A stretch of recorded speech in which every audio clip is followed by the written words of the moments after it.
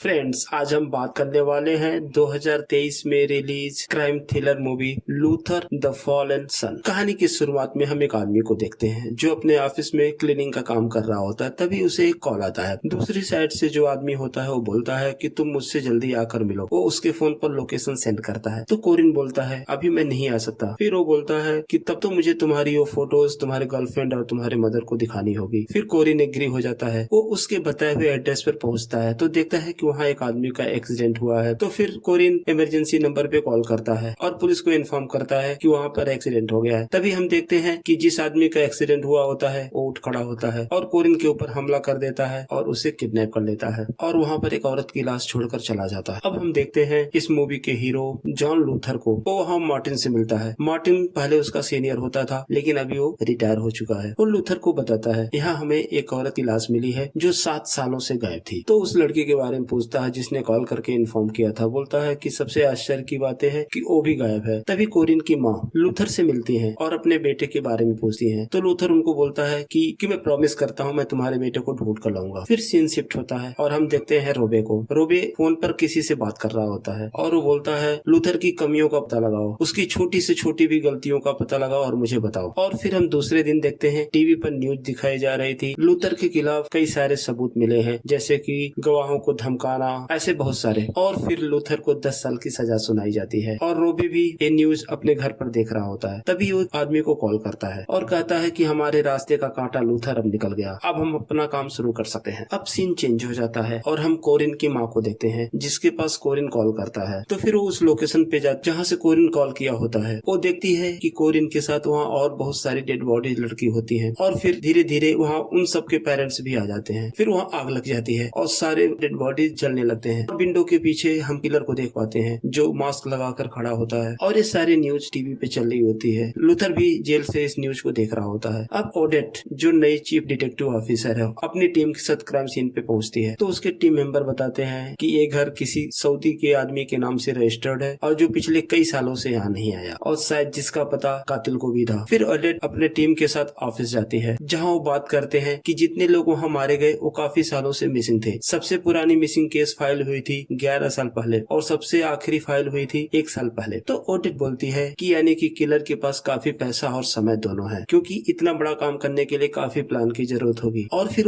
इन लोगों को इतने समय तक कहाँ रखा होगा, ये सब बातें पता करो और मुझे बताओ। और वहीं दूसरी तरफ लूथर को जेल में एक लेटर आता है जिसपे 65.8 लिखा होता है। लूथर समझ जाता है कि ये कोई रेडियो फ्रिक्वेंसी है। फिर वो रेडियो को उसी फ्रिक्वेंसी पे सेट करता है तो सुनता है लोगों के चीखने चिल्लाने की आवाजें आ रही होती हैं और किलर भी वही बोलता है कि इन सबको मैंने ही मारा है। तभी कोरियन की माँ जेल में लूथर से मिलने आती है और लूथर पे बहुत गुस्सा करती है। वो बोलती है कि तुमने प्रॉमिस किया था मेरे बेटे को बचाने का, लेकिन क्या हुआ, मेरा बेटा मारा गया। और वो उसको बहुत कुछ सुनाकर चली जाती है। जब वो बाहर जाती है रूबे उसके साथ उसके कार में होता है। शायद रूबे ने ही कोरियन की माँ को जेल में लूथर के पास पहुँचाया था। हालांकि अभी किसी को नहीं पता होता कि इन किडनैपिंग और मर्डर्स के पीछे रूबे का ही हाथ है। लेकिन रूबे मरने वाले लोगों के माँ बाप के साथ में मिलता है और उनके साथ सिंपैथी रखता है और उनसे बोलता है किसी सीरियल किलर की वजह से आप लोगों ने अपने बच्चों को खो दिया। देख के लूथर अपने बेटे के नीचे से एक मोबाइल निकालता है और वो ओडेट कॉल करता है। उसको बताना चाहता है कि मेरे पास किलर ने एक रिकॉर्डिंग भेजी थी, लेकिन ओडेट उसकी बातें सुनना नहीं चाहती और फोन कट कर देती है। फिर लूथर डेनिस नाम के एक आदमी को कॉल करता है और उससे हेल्प मांगता है। बोलता है कि वो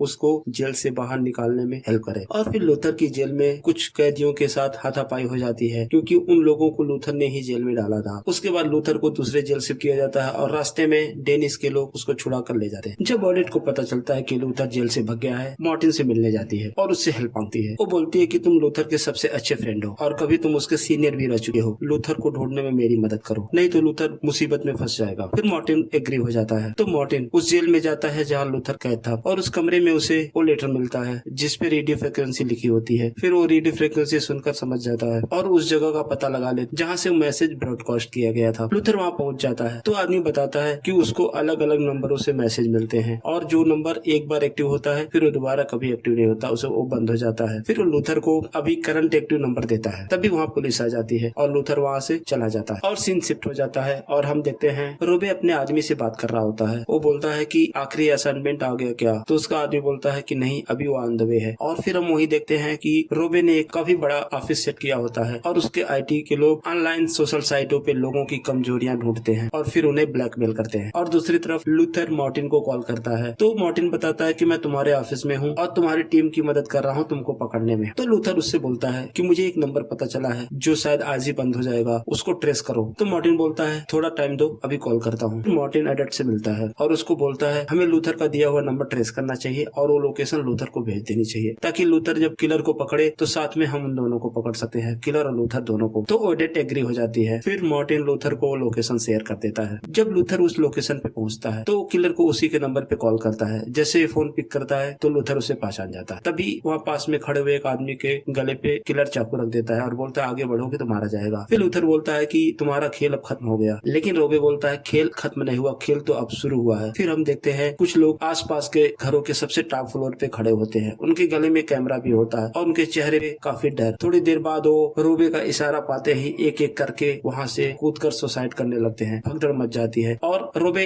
इसका फायदा उठाकर वहाँ से भागता है। लूथर उसका पीछा करता है और उसके पीछे पुलिस वाले होते हैं। रोबे भागते हुए एक अंडरग्राउंड मेट्रो में घुस जाता है। फिर लूथर भी उसके पीछे जाता है। वहाँ उससे फाइट होती है और लूथर के पेट पे वो चाकू से कट मार देता है। तभी वहाँ एक पुलिस वाला आता है। लूथर उसको बोलता है कि इसको हथकड़ी लगाओ, लेकिन वो पुलिस वाला लूथर के सर पे गन से मारता है और जैसे ही किलर को पकड़ने जाता है किलर उसको भी चाकू से कट मार देता है और वहाँ गिरकर वो घायल हो जाता है और रोबे आराम से वहाँ से निकल जाता है। फिर रोबे ओडेट के घर जाता है और उसकी बेटी को उसके घर से किडनैप कर लेता है और उधर लूथर कोरियन की माँ से मिलने उसके घर जाता है और उससे पूछता है कि कोरियन की मौत के बाद कोई ऐसा शख्स तुमसे मिला जो तुम्हारा ज्यादा ही केयर करता हो और जिसको तुम पहले से नहीं जानती हो। तो बोलती हाँ, ऐसे एक शख्स से मिली जिसकी बीवी जलकर एक दुर्घटना में मारी गई थी। वो भी हमारी तरह ही है, जिसे किसी के खोने का दर्द है, तो हम दोनों एक दूसरे का दर्द महसूस कर सकते हैं। और वो ये भी बताती है उसकी उम्र 45 के आसपास होगी। और वहीं दूसरी तरफ ओडेट को उसकी बेटी का कॉल आता है। वो उससे बोलती है कि माँ मुझे बचा लो। तभी किलर ओडेट से बोलता है तुम अपनी बेटी को बचा सकती हो, लेकिन तुम्हें लूथर को मारने में मेरी मदद करनी हो, नहीं तो मैं तुम्हारी बेटी को जान से मार दूंगा। ओडेट लूथर को कॉल करती है और उसको बताती है कि किलर का नाम रोबे है, जो कि 6 साल पहले एक रेप केस का आरोपी था, लेकिन कभी ये साबित नहीं हो पाया। और फिर उसकी बीवी जो उसको छोड़कर जाना चाहती थी, एक आग में जलकर जख्मी हो गई। और फिर वो लूथर को बताती है उसकी बेटी रोबे के कब्जे में है और वो चाहता है कि मैं तुम्हें उसके पास लेकर आऊं। फिर लूथर बोलता ठीक है, मैं तुम्हारे साथ चलूंगा। फिर वो दोनों रोबे की वाइफ से मिलने जाते हैं, जो कि एक हॉस्पिटल में होती है। पहले तो वो कुछ भी बताने से मना कर देती है, लेकिन बाद में वो रोबे का एड्रेस उनको बता देती है। इसी बीच ओडेट की टीम को पता चलता है ऑनलाइन एक ट्रेलर रिलीज किया गया है जिसमें रेड रूम शो दिखाया जा रहा है। रेड रूम शो वो होता है जिसमें बाहर से लोग वोट करते हैं कि किस आदमी को कैसे मारा जाएगा, और जिन लोगों की फोटोज दिखाए जा रहे हैं वो सब पिछले 6 और 8 सप्ताहों से मिसिंग थे। फिर लूथर और ओडेट नॉर्वे के लिए निकल जाते हैं, जहाँ रोबे की हवेली होती है, जिसका एड्रेस रोबे की वाइफ ने उनको अभी दिया। वहीं आर्ची जो